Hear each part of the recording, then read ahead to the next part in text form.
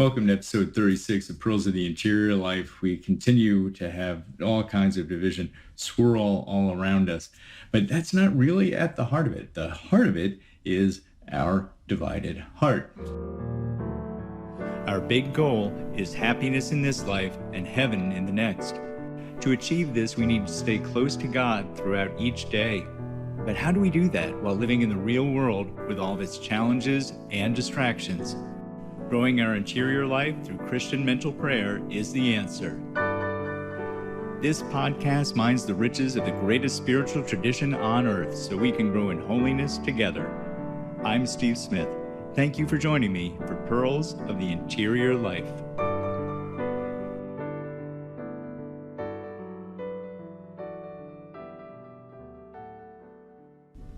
Thank you again for tuning into this episode. Thank you for making this time for the Lord. Here with our weekly roundup, again, obviously the news is saturated with all of the division and protests all around us. At least it's news about division, to the extent that a lot of this is ginned up by the media to serve a political agenda. It still brings us back to division. Now in a world where not only is politics perception, but the media is perception as well. This is the reality that people are living and breathing in and out. So that brings us to our spiritual principle. I underline this as always when we look at the exterior events. What does it tell us about spiritual realities? And our spiritual principle is division.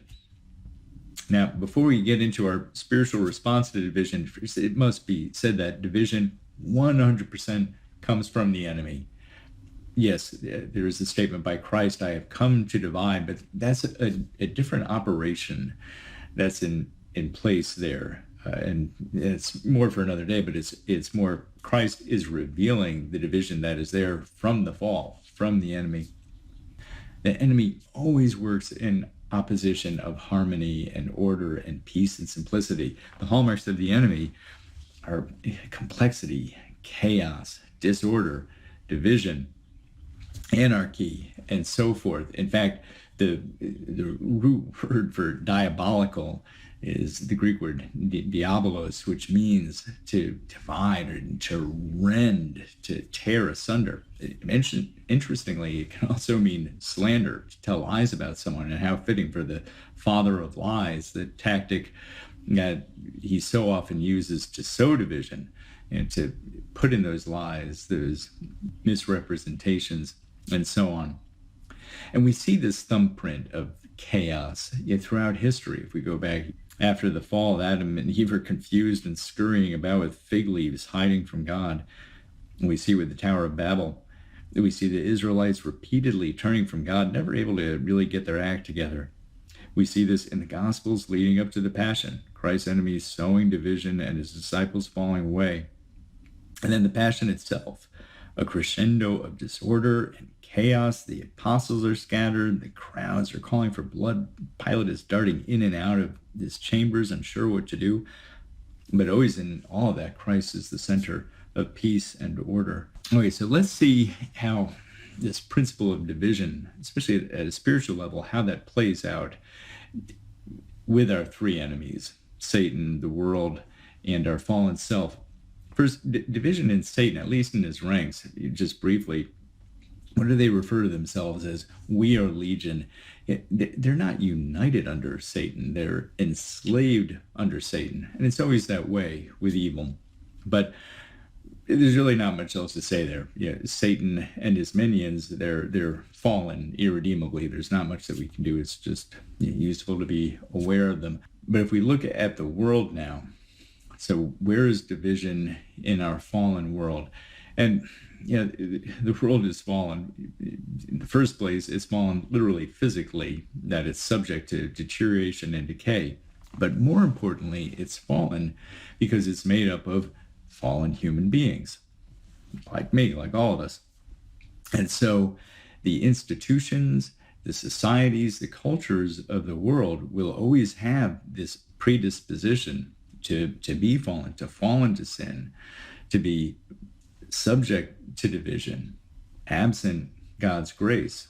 So here we see Satan's handiwork to get us to not see one another as human beings made in the image and likeness of God, but rather to see us as these warring factions where now we're like white Americans, black Americans, Indian Americans, Asian Americans. We're the 99% versus the 1%, the blue versus the red, blue collar versus white collar, and on and on. We're not human beings.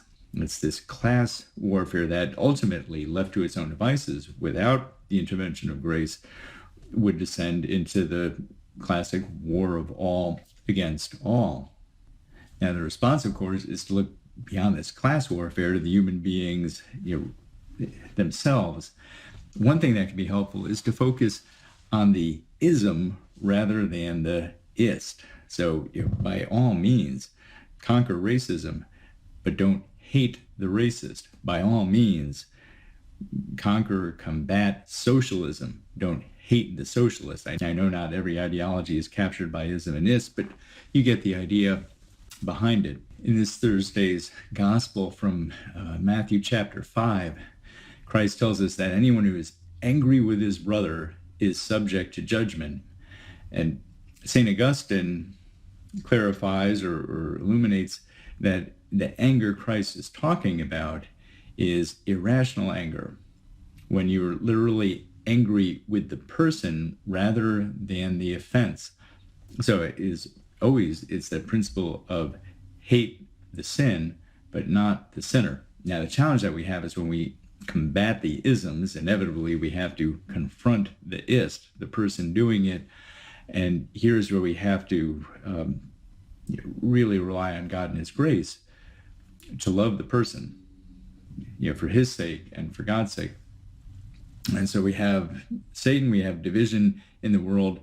This brings us especially to the division in ourselves. And this is really the key, because once we recognize the division in our own hearts, everything else comes into focus. Everything else makes sense.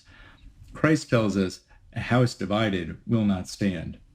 St. Paul teaches us that distinction of how we're divided, that we're the old man, the flesh, the fallen self that gives into the worldly allurements and temptations, and the new man, our redeemed self, our perfected self, our self that's restored to the image and likeness of God. And these two are at war. St. Paul talks about that principle.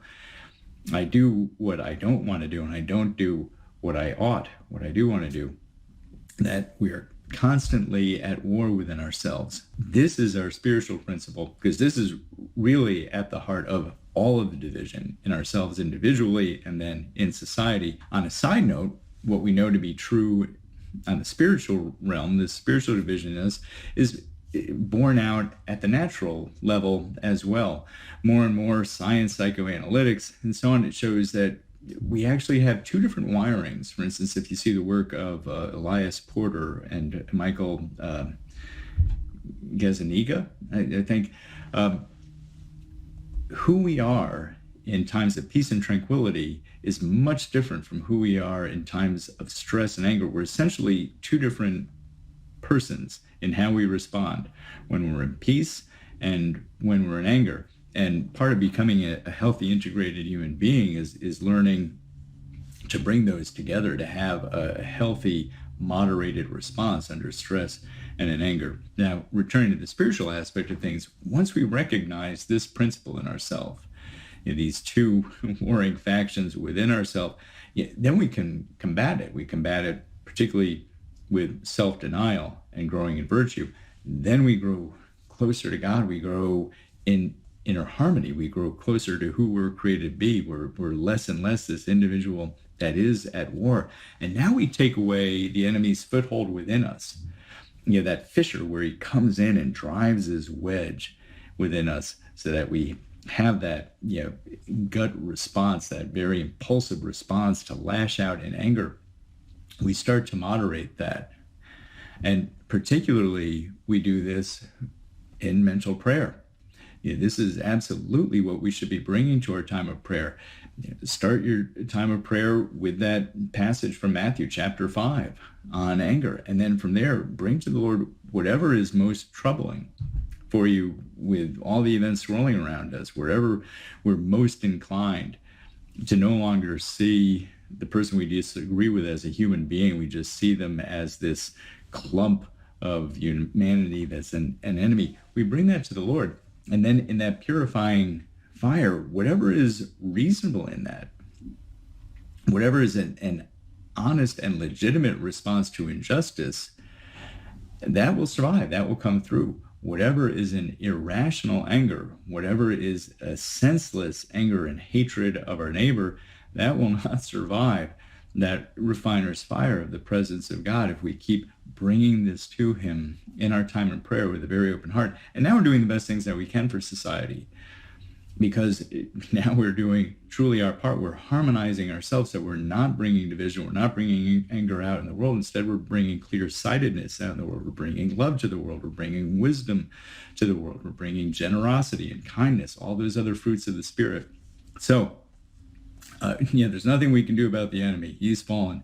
There's very little we can do about the fallen world. There's a little bit that we're called to within our sphere of influence, but usually that's fairly modest. What we can most do, always by God's grace, is change ourselves, change our heart, and therein always lies the hope, especially and as always for a world so desperately in need of it. So thank you again for tuning in. I wish you a wonderful weekend, and I look forward to being with you again.